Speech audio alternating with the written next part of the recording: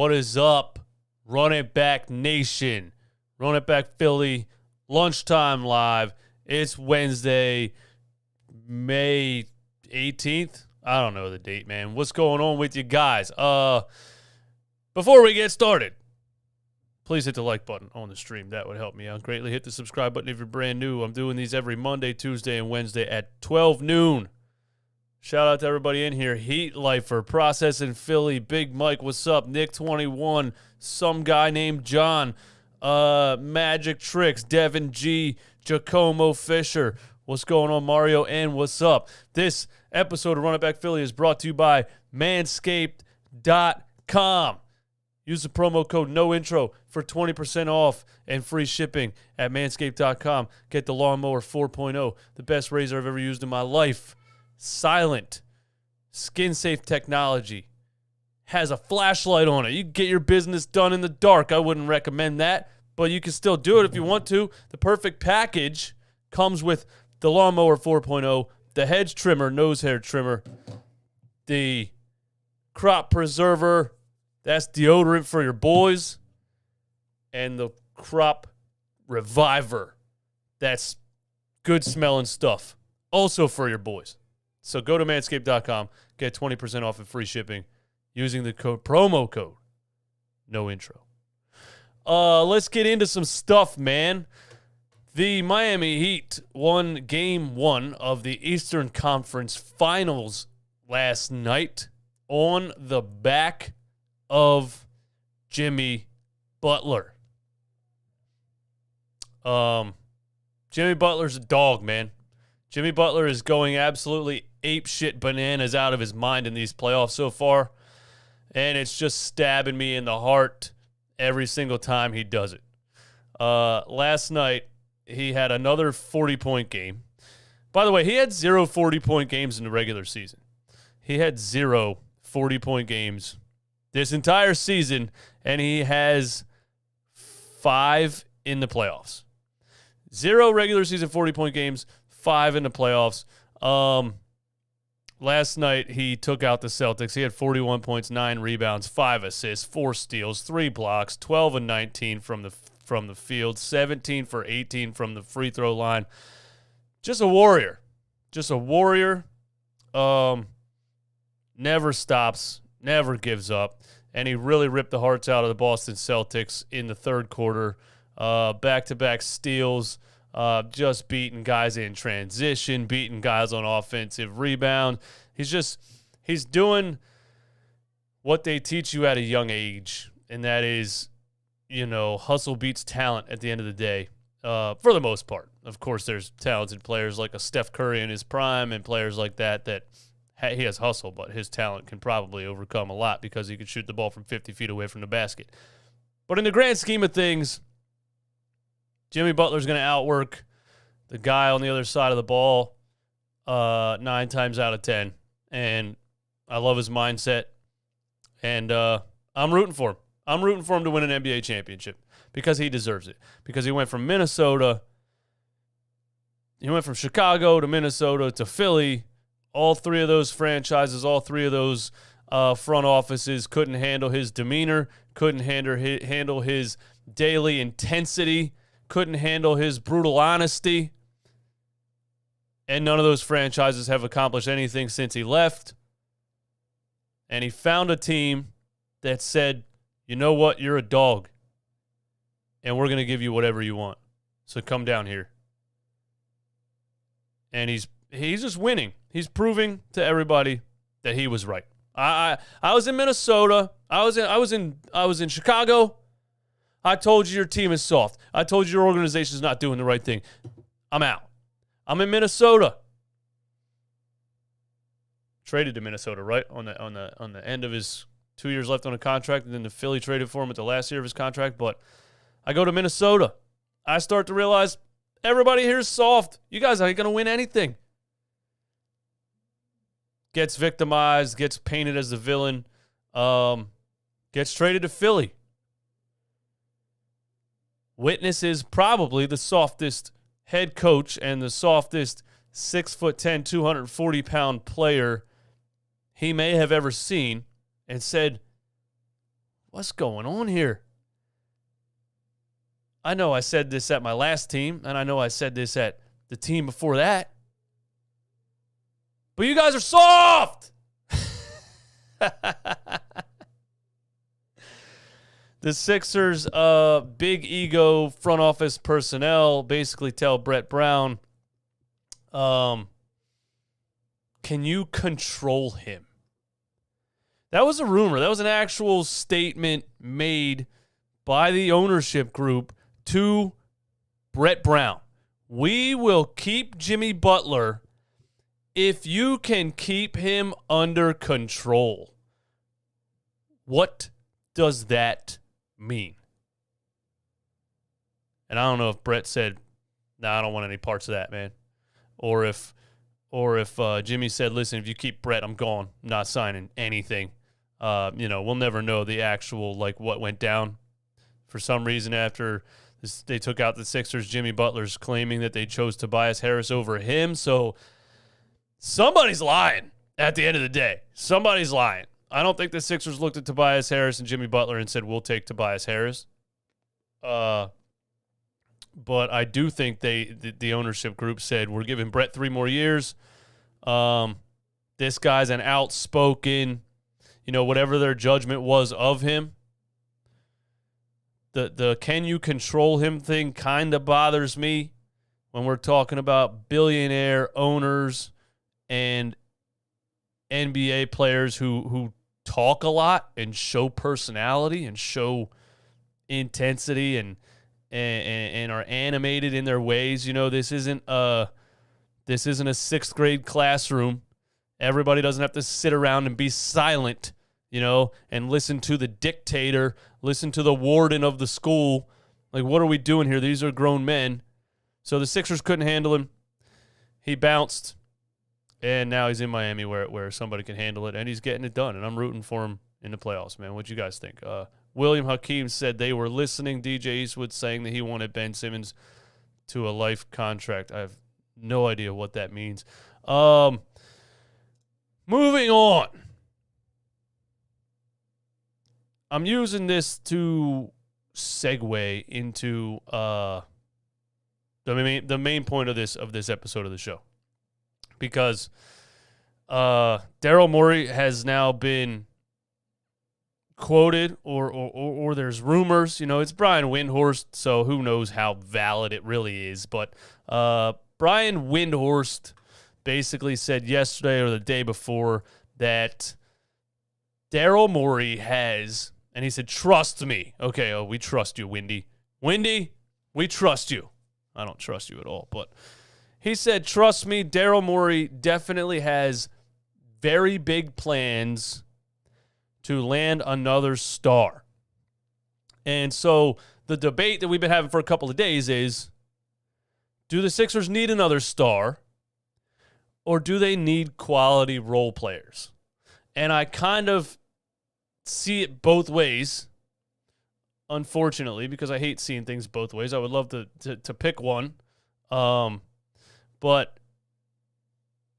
the Sixers only need another star if they are accepting the fact that James Harden is not one, or if they have come to the conclusion that James Harden is not one, then they need another star.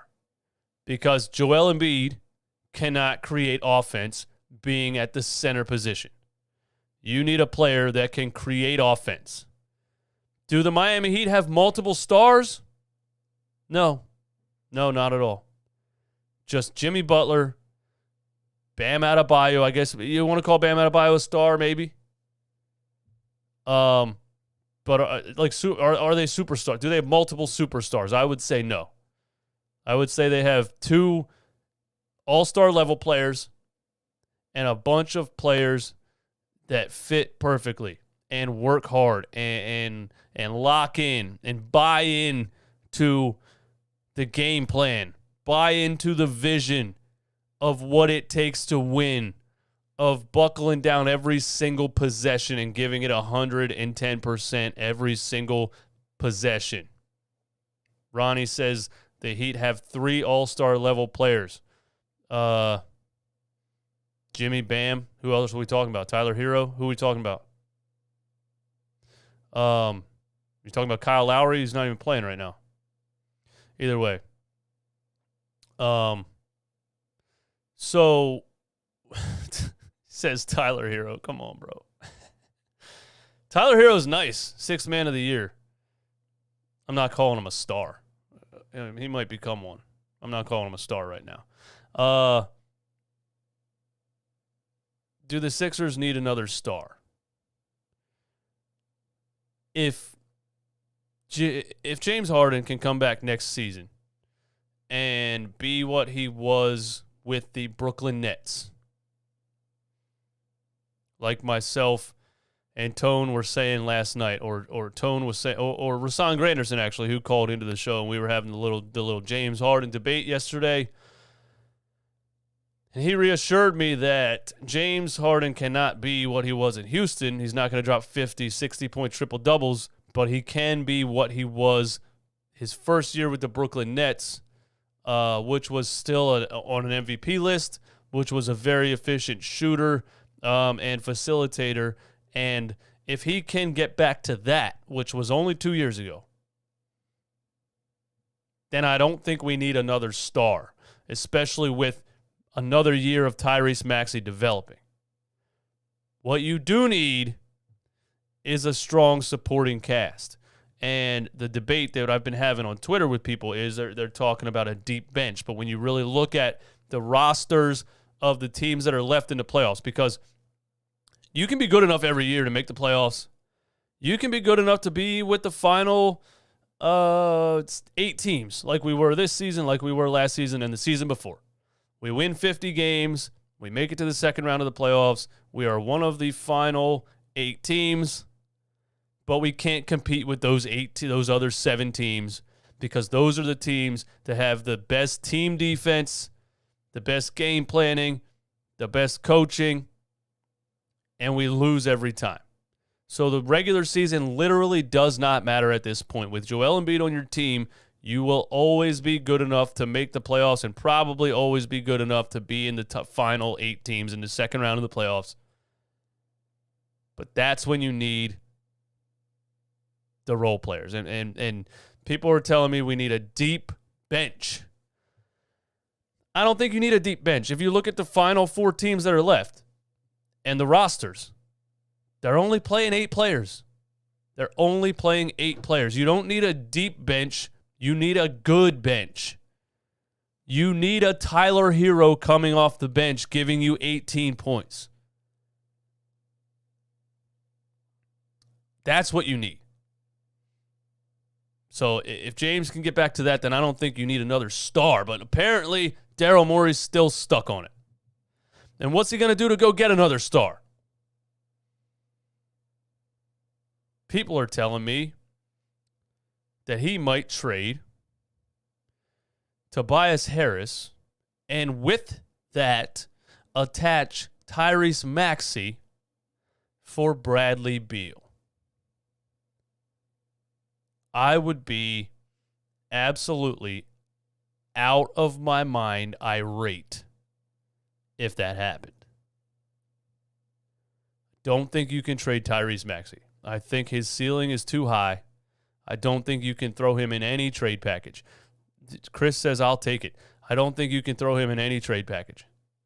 What Tyrese Maxey did in one offseason should tell you, you can disagree. That's fine. What's up, Chris? Thanks for being a member of the channel, by the way. Good to see you. Here's why. Thibault, sure. Well, nobody's taking Thibault, bro. Tobias, Shake Milton, and Thibault. That ain't getting anything done. You got to give value to get value.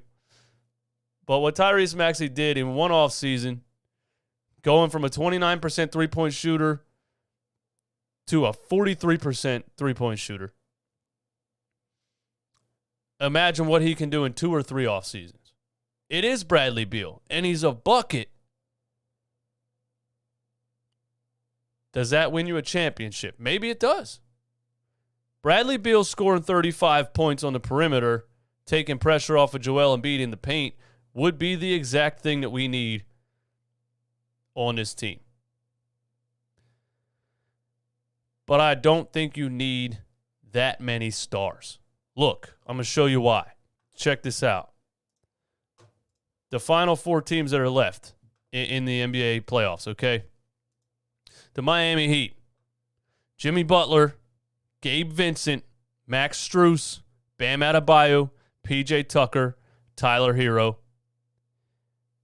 Dwayne Dedmon playing backup center for 10 minutes. Victor Oladipo getting 15 minutes off the bench for 5 points. Caleb Martin coming off the bench for 5 points. This is not a deep bench. If you do get one of those Victor Oladipo games where he scores 25, then I guess you could call it a deep bench. But clearly Victor Oladipo is not what he used to be. This is not a deep bench. This is an absolute stud player in Jimmy Butler. This is a big physical shooter in Max Strus. This is an absolute bucket that fits beside both of those guys perfectly. Also a shooter, Gabe Vincent. Bam Adebayo and the dog. Another guy on this squad that's going to out-hustle everybody, PJ Tucker. And then you got Tyler Hero coming off the bench, giving you 18.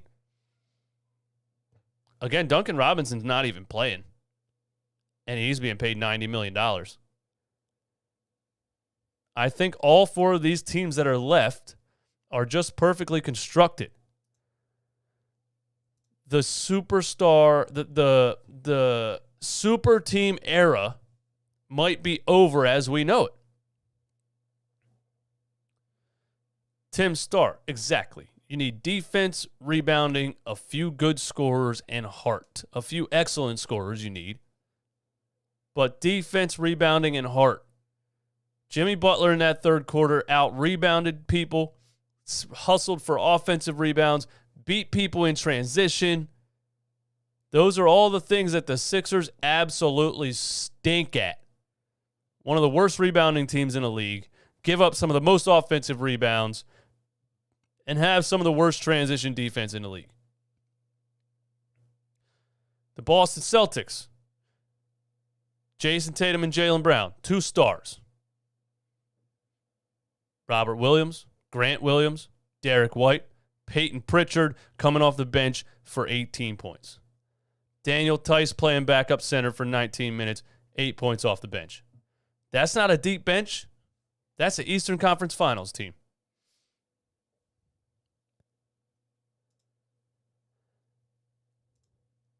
The Dallas Mavericks, Luka Doncic, Jalen Brunson, Spencer Dinwiddie, Finney Smith, Trey Burke off the bench, Marquise Chris. Is this a deep bench? No. It's a star. It's a co-star. Jalen Brunson, I guess you could call him a co-star. He's been balling in the playoffs so far. You got a nice piece that they just added in a trade in Spencer Dinwiddie. A lot of nice pieces around a star. I think the super team era is over.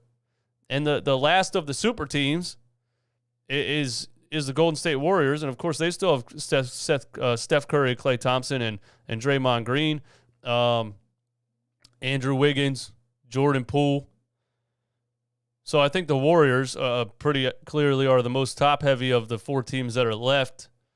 They have the most star power, but, are they as deep as the other teams as far as the level of role players? So I don't think you need another star. I think you need Joel Embiid to be healthy. I think you need James Harden to at least play like he played in Brooklyn. And you need players that complement those two. And if Tyrese Maxey takes another offseason and improves again,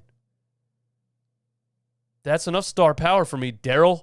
Stop it with the star hunting. Go get players that fit, that make sense, that hustle, that rebound, that play transition defense, that want it more than the next team. That's what you got to do, man. That's what you got to do.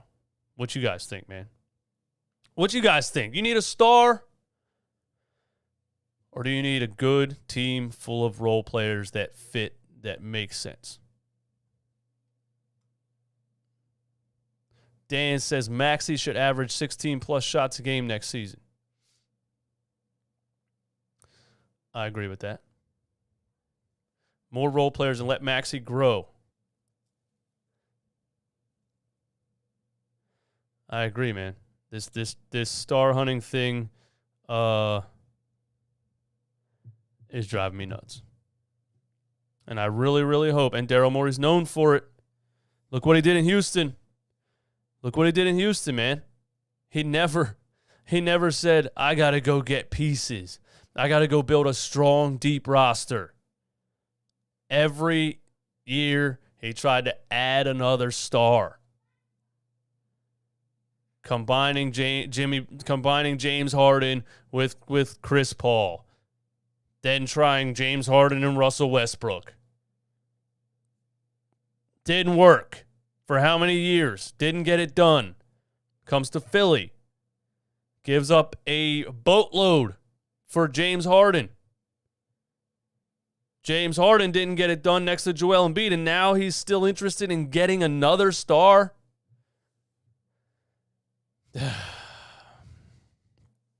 That's just where I'm at with it, man.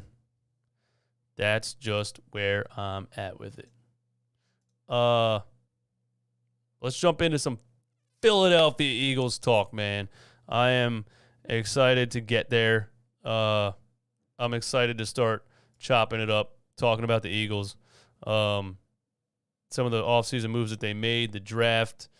I guess I'm just going to give my opinion on what I can expect, what I do expect from the Philadelphia Eagles this season, because this is the ultimate test for Jalen Hurts. Yeah, we got James Bradberry. They just signed James Bradberry. That was official about an hour ago. He was released by the Giants after an atrocious 2021 season. So let's not go nuts on James Bradberry right now. He was a Pro Bowl level corner in 2020.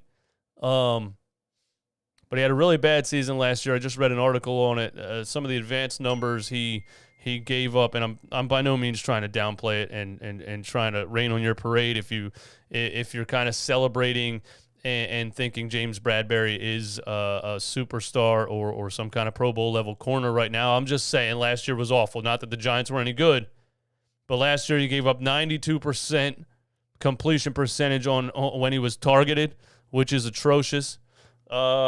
And he missed 27% of his solo tackles last year. Yeah, it is better than what we had, but what does that really matter? We had Steve Nelson last year. He was better than what we had, but was he good? I don't know. We had Anthony Harris at safety at one point. He was better than what we had, but was he good? Not really. So we'll see. Darius Slay tweeted him, and he tweeted back, and they're all excited. And that's my only thing with the Eagles going into this season is I really wanted them to draft a young stud free safety. Not mad at the Jordan Davis pick at all. By the way, I wasn't shocked by it either. I know Howie Roseman is a defensive line kind of guy, so he's always going to take his dude when it comes to the defensive line. I was shocked at the Nakobe Dean pick. I was shocked that he fell. I don't think Howie Roseman would have touched him if he was still around in the first round. But, they signed James Bradberry. I'm not going to get all excited about that. I'm not going to treat it like it's a 1-2 like we did with Steve Nelson. If he impresses me, I'll be happy about it, but it's like one of those things. I go into the season, especially these past couple years, I just go into the season with no expectations, and I can't be let down. I'm not a rah-rah kind of fan. I'm not a Eagles are doing it, this is our year kind of guy, and we're winning the Super Bowl every year. I'm not that kind of fan. I just try to be realistic because ultimately Philly sports is going to shoot me in the heart no matter what I do. Philly Mike, what's up? He was a CB1, now a CB2. The Giants' whole team was a mess. Lastly, the Giants only got rid of him because he would have cost $20 million against the Giants cap, and we got I agree, bro. I agree with that. I thought it was $10 million. I thought it was $10 million. But he's also 29 years old, so that's probably part of the reason they let him go too. So the Eagles get him for one season. Yeah, I agree. I mean, I don't know. The whole Giants team was trash last year, but I hope he's good. I hope it's a good signing. I do. Of course I do. So, we'll see. I just don't know too much about him, really. I'm just looking at numbers and looking at what he did last year. I don't watch the Giants too much. But yeah, this is the ultimate test for Jalen Hurts. I think Howie Roseman set it up perfectly. I think he gave him so many offensive weapons, especially trading for A.J. Brown, that there's no excuse at this point. You got Devontae Smith, you got A.J. Brown, you got Dallas Goedert, you got Miles Sanders still in the backfield, you got Kenneth Gainwell, you still got a great offensive line. He set it up perfectly. So it's like, last year, what did we say? Well, Jalen Reagor was terrible. Well, he was throwing to practice squad wide receiver Greg Ward Jr. or there was always an excuse. I don't think there's any excuses left this season. So if he can get it done and improve on the things that he had as deficiencies last year, that's a bonus. The Eagles making the playoffs last year was impressive. I called them a 5-win team. On paper, they were a 5-win team to me. It turns out that if you run the ball 60 times a game with Jalen Hurts, you can beat a lot of bad teams in the NFL. The thing about that, Nick Sirianni switching to a heavy run offense is I don't think it benefits the quarterback in the long run. You know what I'm saying? Hear me out here. It's very similar to the NBA for me, where you can win a lot of regular season games against bad teams and hooray. But what does it do for you when you get into the playoffs and you play good defenses that are going to force you to throw the ball? Nothing, as you saw when we faced the Tampa Bay Buccaneers in the playoffs. It just doesn't really matter if you run the ball 60 times and beat the Giants and the Washington Commanders and the whoever else. That's all I'm saying. And I don't think it's very beneficial for Jalen Hurts either.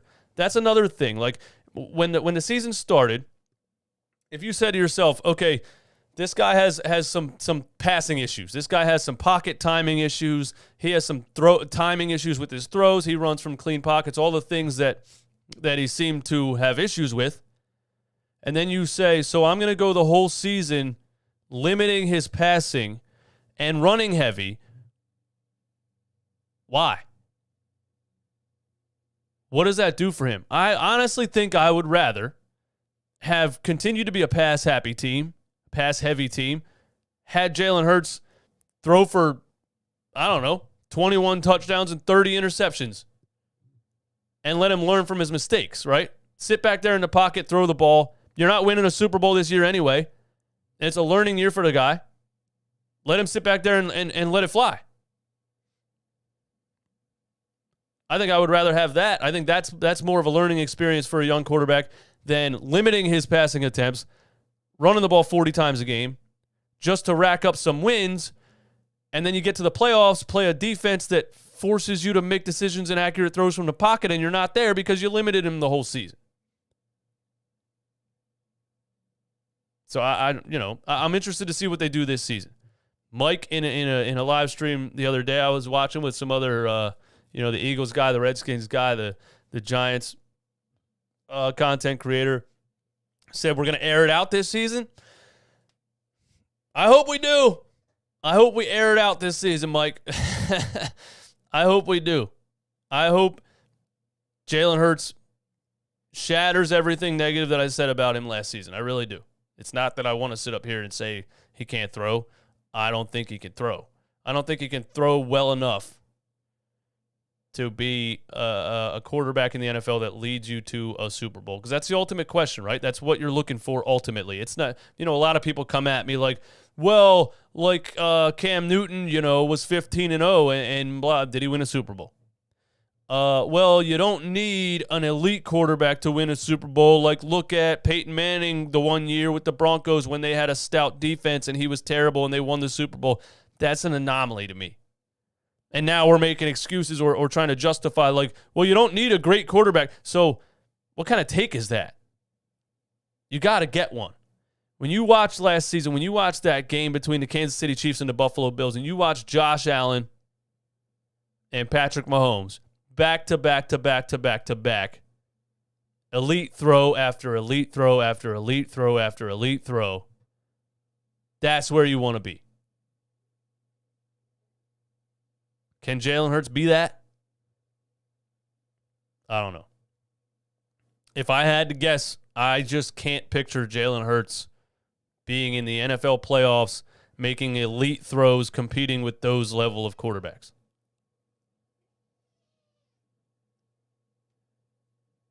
That's just where I'm at with it. So I think Howie Roseman set it up perfectly because it's not like he put older weapons around him and said, you got to go get it done or we're screwed. He put young weapons around him. Devontae Smith, A.J. Brown, Dallas Goedert, Kenneth Gainwell, who I think is a stud. Mike, you know I rock with you, man. Can't wait to collab with you and get down to some birds talk. So really, if Jalen Hurts doesn't get it done this year, next season is apparently deep at the quarterback position. Howie Roseman already moved a first-round draft pick to next season. I think he knows exactly what he's doing. I gave Jalen all the opportunity to get it done here. If he doesn't, this is a powerful, young, talented team that's set up perfectly for a young quarterback to come in here and have some success early on.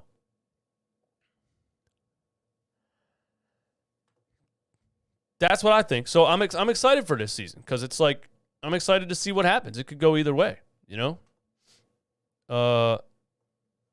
I forgot about the Discord, Daniel. My bad. Let me pop up the Discord. Yeah, there it is. You got a take on the Eagles, Danny? What's up, man? Yo. What's going on? I think Jalen will work out, but if he doesn't, would you rather draft a young quarterback, or would you rather trade for a proven quarterback that is this grunt? I mean, look, I think if they would have pulled off the Russell Wilson thing, I would have been ecstatic about that because I think this team has a lot of weapons, and I think that would have automatically made you a Super Bowl contender. I really think that. So, you know, the Denver Broncos did their thing and got him over there. I don't know. It's like who's available, you know. What's Aaron Rodgers doing over in Green Bay? Like, is he ever leaving there? Is he retiring there? Well, they just signed a 3-year, $50 million deal. Yeah, it seemed like this past offseason there was a couple guys like Russell Wilson and Aaron Rodgers that were always in trade rumors and things like that. I don't you know, what could really happen this offseason with like those level of quarterbacks? I'm not sure. Well, would you consider, because of what's happening there, he basically has no weapons out of a stud tight end. What about Jackson? What about who? Lamar Jackson? Yeah, I don't know. I don't think I would trade for Lamar Jackson. I would have also traded for what's his name? Houston Texan dude that was in all the legal troubles. Yeah, Deshaun. I would have traded for Deshaun Watson. I think he's a great, you know, like triple threat quarterback, and he's a good pocket passer, and he's young. And I don't think Lamar Jackson is a great pocket passer. I think he's another guy that can super elite run, like Michael Vick level, but. Again, when Michael Vick got deep into the playoffs and was forced to, you know, get it done with his arm, with his accuracy, he could never get it done. He never had a really good team around him. But go ahead. The only thing I will say, Mike Vick was also very similar. I mean, Mike Vick didn't have weapons. Lamar Jackson doesn't have a ton of weapons. What's that again? Vick and Lamar don't really have a ton weapons. Like Yeah. Lamar has Mark Andrews, and right now would be a second year wide receiver in Rashad Bateman. And because I'm only 20. Yeah, I just don't. I don't. My personal opinion, man. Like Russell Wilson would have been amazing if Aaron Rodgers forced a trade. That I would have taken that. Of course, I always want to be in the top. I always want to be watching the team go deep into the playoffs. I always want to be competing for a Super Bowl. And I don't like the fact of drafting a new quarterback and taking 3 years to try to develop him and hope that he turns into something. But I'm not mad either way. I mean, the only QB I would love to have right now is Bryce Young and maybe CJ Stroud. Maybe. Yeah. I mean, we'll see what happens when we get there, man. We'll see if Jalen Hurts improves or not. Yeah. I think that was all I wanted. All right, my man. Thanks for jumping on. I appreciate it. Hey, no problem, man. Have a great rest of your day. You too. Anybody else wants to jump in the Discord, man, go ahead. Link is in the description. So let's do a little Eagles season prediction. There's a CBS article here. Has some interesting segments to it. How far the Eagles can go in 2022 will depend on Hurts taking the next step in his development, ultimately becoming the next franchise quarterback. The Eagles certainly have a favorable schedule based on opponents' win percentage at .464 is the third lowest in the NFL. So I guess technically the third easiest schedule in the NFL, but that's basing it off of last year, and who knows what teams continue to be good, what teams fall off, what teams go from bad to impressive, who knows. Schedule highlights that they have 5 primetime games, 4 of which are at Lincoln Financial Field. They have 4 road games played on a short week. That's not good. 3 consecutive road games in December. Not leaving the state of Pennsylvania for 3 weeks, and they play just 1 road game from week 6 through 10, a 40-day stretch where the only road game is on a Thursday night, week 9 against the Texans. So they have a nice home stretch, week 6 to 10. They have 9 home games in 2022 compared to 8 from last year.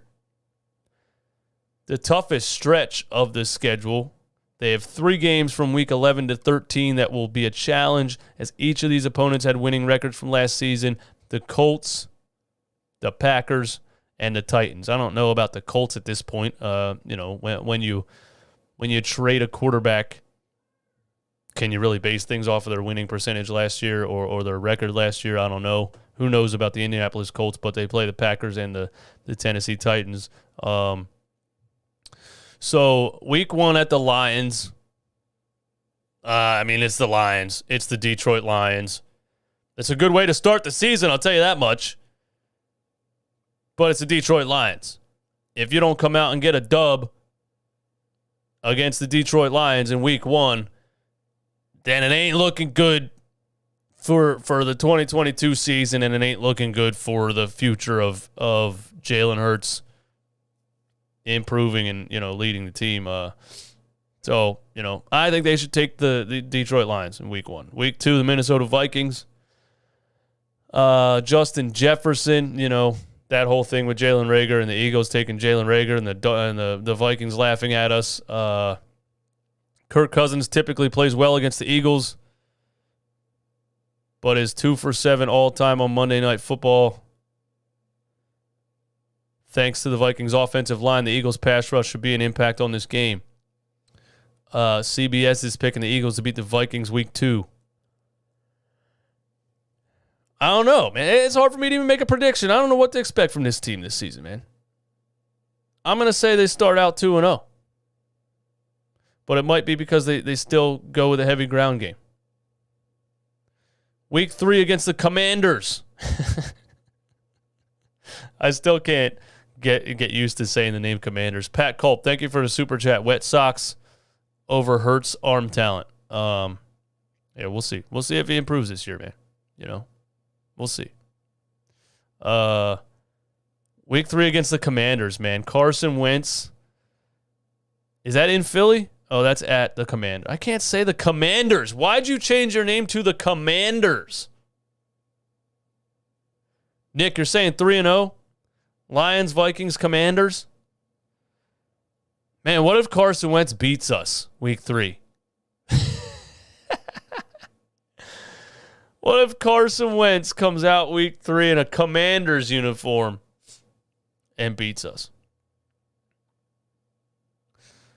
Mike said, stop right there. You got us undefeated.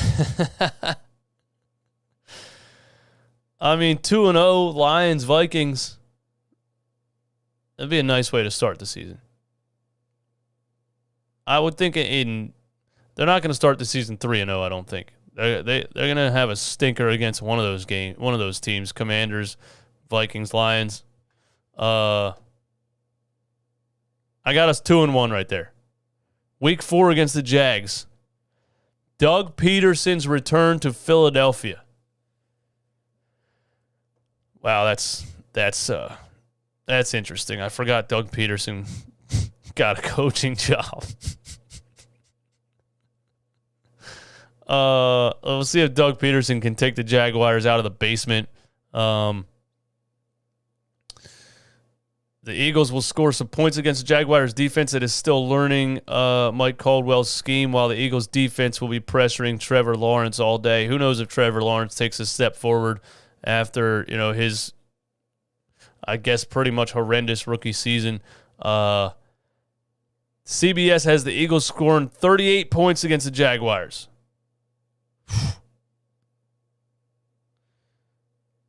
I'm going to say win against the Jags.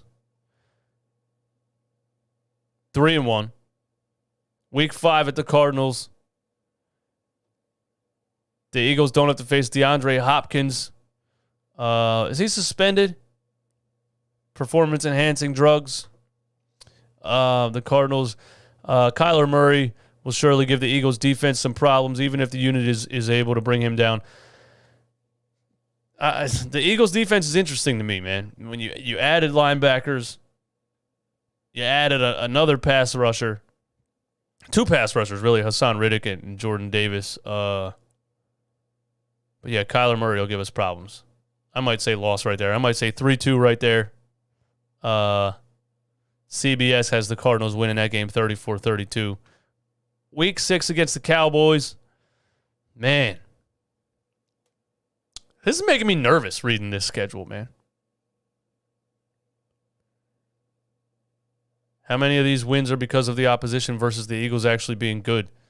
Well, that's kind of the thing I was saying last season, Running the ball as much as we did and dominating the ground game helped us beat a lot of bad teams.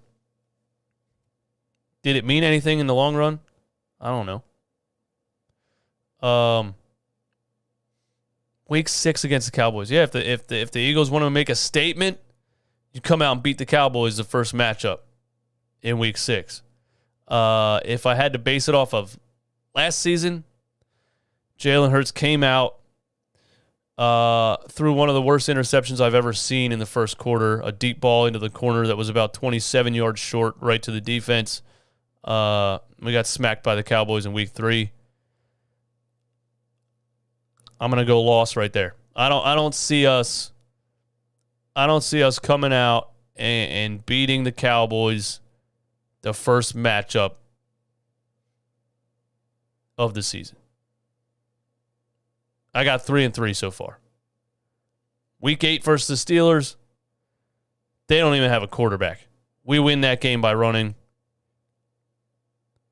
CBS has the Eagles winning that 29-18. I'm going to go there too, and I'm at 4-3 right now. Week 9 at the Texans. The Eagles couldn't have asked for a better team to play on a short week. Houston is still in a rebuilding phase. This offense should have no problem scoring points against Houston, which gives up a lot of yards through the air. So there's a good chance for Jalen Hurts to air it out, Mike. There's a good chance for him to air it out.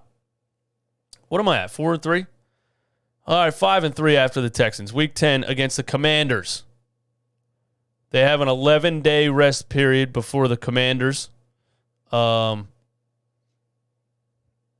Carson Wentz's first return to Lincoln Financial Field. There's so many interesting things this season, man. How is the crowd going to welcome Carson Wentz?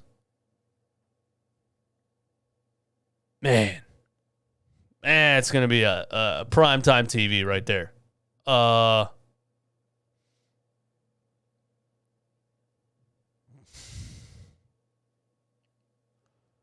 got to win. I got to win right there. I got to win. I'm at 5-3. Am I at 5-3? Am I at 6-3? Oh, I got to start over. What do I got? I got to win at the Lions. I got a loss at the Vikings. I got to win at the Commanders. 2-1, 3-1, 3-2, 3-3, 4-3, 5-3, 6-3 after the Commanders. I'm at 6-3. Then we play the Colts. Who the hell is the Colts quarterback at this point? I got 7-3. Then I got a loss to the Packers. I got a loss to the Titans. 7-5. Week 14 at the Giants. Man. Week 14 and 15, Giants, Bears. Giants, Bears, Cowboys. Matt Ryan is the Colts quarterback? I forgot about that. 14, 15, and 16, Giants, Bears, Cowboys. I say 2-1 right there. Does that put me at 9-4? 9-5? I think I'm at 9-5. Am I at 9-5? This is the worst season prediction ever. People are saying, the Eagles have to have double-digit wins or it's a failure. I pretty much agree. Mike says, I got a splitting with the Cowboys in Washington and sweeping the Giants. I like that. I'm at 9-5.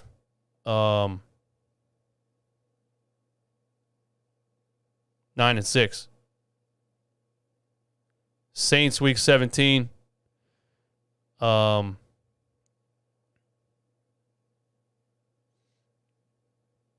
Giants week 18. CBS has the Eagles at 12-5. I think I got to go 10-7. I think I got to go 10-7. I keep forgetting we added a game to the thing too, because the NFL cares about player safety so much. I keep forgetting we added a game. I'm actually at 10-7 for the Eagles because I think they still have a strong offensive line. They've improved their defense. They'll still have a dominant run game, just like there's no reason for them to not have a dominant run game like they did last season. Obviously, if Jalen Hurts is a better passer this year than he was last year, we're looking at better than I just predicted. Nasir says possibly 13-4. Now, come on.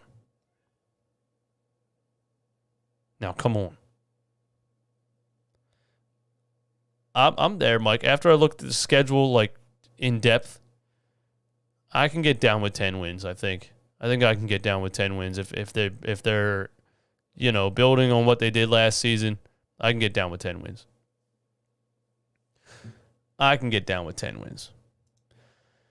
One of the most exciting things for me that the Eagles did this offseason was drafting Nakobe Dean. I have been screaming. Where are the linebackers for years watching this team? I have been screaming, where are the linebackers? I had to watch Nate Gary for an entire season. I had to watch Alex Singleton for an entire season. They finally went out and got arguably the best linebacker in college football last season. A.J. Brown, too, of course. I'm always down for adding a stud wide receiver. But the thing that killed this team, the thing that has killed this team for seasons now, isn't even really the quarterback position. It's always the fact that we give up 45 points to good teams because our linebackers were non-existent. Our secondary was Darius Slay and nobody. So I'm super excited for Nakobe Dean. And growing up for me, man, that the Andy Reid era, the Jim Johnson era, man, there was always stud linebackers back there, man. Jeremiah Trotters of the world, Ike Reese. There was always stud linebackers. There was always a guy in the center of the defense, being the coach, being the on-field coach, being the quarterback of the defense, being the leader, and holding down the middle, holding down the fort. And you add Nakobe Dean. They signed the kid from the San Diego Chargers, Hassan Riddick, who is more of a pass rusher than like a coverage linebacker, but still another one. You really added 3 linebackers to I'm going to say you had zero. Kazir White, thank you, King DV, for that. Still a little bit early for me to be thinking of names and things like that off the top of my head, but I'm excited about Nakobe Dean, man. And last season with the Georgia Bulldogs, man, he had in 15 games 72 total tackles, 36 assisted tackles, 10.5 tackles for loss, 6 sacks, 2 interceptions, 1 returned for a 50-yard touchdown at Georgia. This dude is 6 feet, 225, quick, flies from the left side of the field to the right side of the field, can cover, can rush the quarterback, can do everything you need. I think this dude's easily our number 1 linebacker as a rookie right now. He's that good. He fell in the draft because of, I don't even know. He had an injured pectoral muscle, right? Am I right about that? And he fell in the draft? I never really even got why he fell so far in the draft. Hopefully he doesn't have an injury history. I don't think he does. Now, Siri, you think TJ Edwards gets bumped out the mix? Yeah. He had a pec injury that people said he needed surgery, but did he have surgery? And he said there was nothing wrong. Yeah, that's what happened. It was like a weird rumor thing, and he was basically saying that's not true. How does that? That's weird. That's weird for me. He didn't want surgery. Okay, I got you. Thank you guys for that. So he had a pectoral muscle. He didn't want surgery. He opted to not have surgery. I still don't see that as a reason for him to fall that far in the draft, but thankfully he did, and I think he's going to be a stud, man. And hopefully, he doesn't have a recurring injury or something like that. If he should have got surgery and he opted not to or whatever else, but kid's a stud. I'm very excited about it, and I'm just excited that the Eagles finally added linebackers. Because Howie Roseman, he's always been obsessed with the defensive line, the offensive line, and I like that. I like that. Mike said the football gods owed us one. Yes, they did. Yes, they did. Yeah, I think Howie Roseman's finally saying, listen, okay, I have a strong defensive line every year.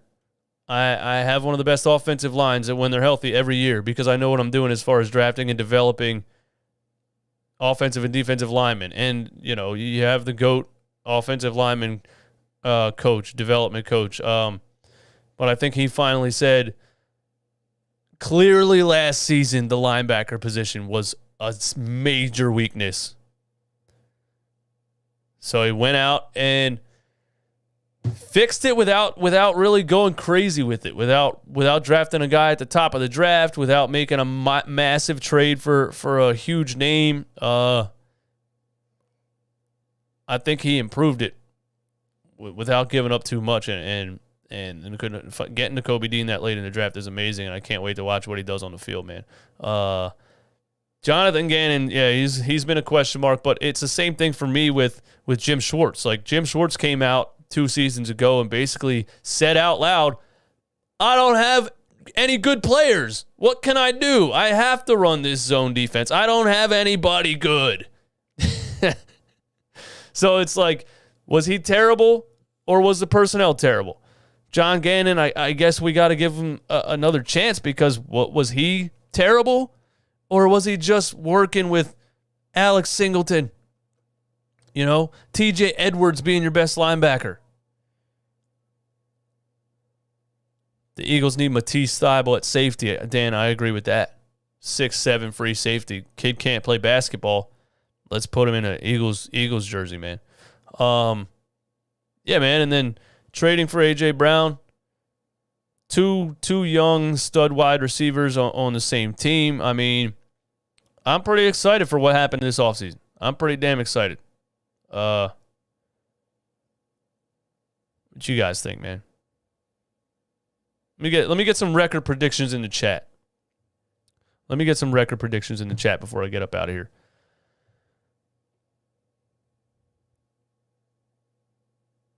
Most of those 40 points were 2-point shots. I'm tired of hearing the 3-point shot. I have no idea what you're talking about, bro.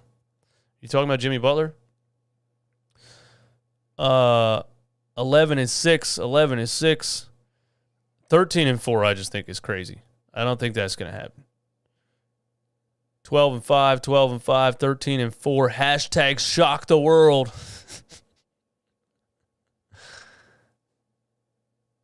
I'm going to play a safe 10-7.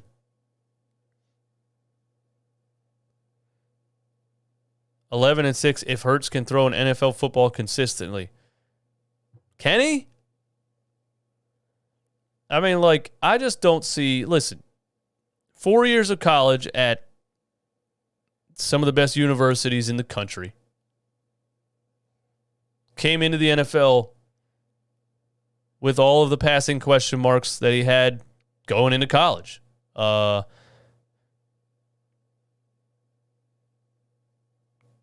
2 seasons in the NFL. I know last season people like to say, well, technically he's a rookie this year. No, he's not. That's not what a rookie is. This is his first year starting. I agree with that. He still had a whole year in an NFL system, in an NFL facility with NFL coaches and trainers. That still counts. You're not technically a rookie your second year when you start. So, I didn't see much improvement last season. And I don't know what's going to happen this year. What happened this offseason that Hurts is suddenly going to be more accurate, suddenly going to be more confident in his deep ball. You know, one of his major issues is that he hesitates and waits too long, tries to throw after guys are open instead of throwing guys open. I don't know what could happen this offseason. I just don't see him being a very accurate quarterback. I don't. I hope I'm wrong. I hope he proves me wrong. I really hope he proves me wrong. El Copic, what's good, man? Bradberry and Slay going to go crazy. I hope so. I don't know. I don't know about Bradberry, man. Hopefully last year with the Giants was just a fluke down year for him and we get like a Pro Bowl level corner out of it. That would be obviously amazing, man. To have 2 lockdown corners. But, people were hyping up Steve Nelson last year. And, So, but I think I give the offseason an A for what the Eagles are, for trying to do kind of an expedited rebuilding process. I think I give the Eagles offseason an A. I think I give the draft an A-. I think I give, the moves that Howie has made so far and trading for A.J. Brown and now signing Bradberry and the Hassan Riddick and the other guy, I always forget his name, from the Chargers linebacker. I think it's an A, except for, the safeties, and I don't know about the secondary. The secondary is the only thing that's a big question mark for me right now. So, could go better than expected, could go worse than expected. That's my take on the Philadelphia Eagles, man. Hey, thank you guys for joining me for Lunchtime Live right here on Run It Back Philly. Shout out to everybody in here. Hit the thumbs up button on your way out. 160 people still here. Give me 160 likes, man. I will be back sometime soon. Thursdays and Fridays aren't good for me as far as lunchtime lives. I might be back tonight. You never know. Keep the notifications on. Keep it rolling. Subscribe if you're new. Have a good day, man. Peace.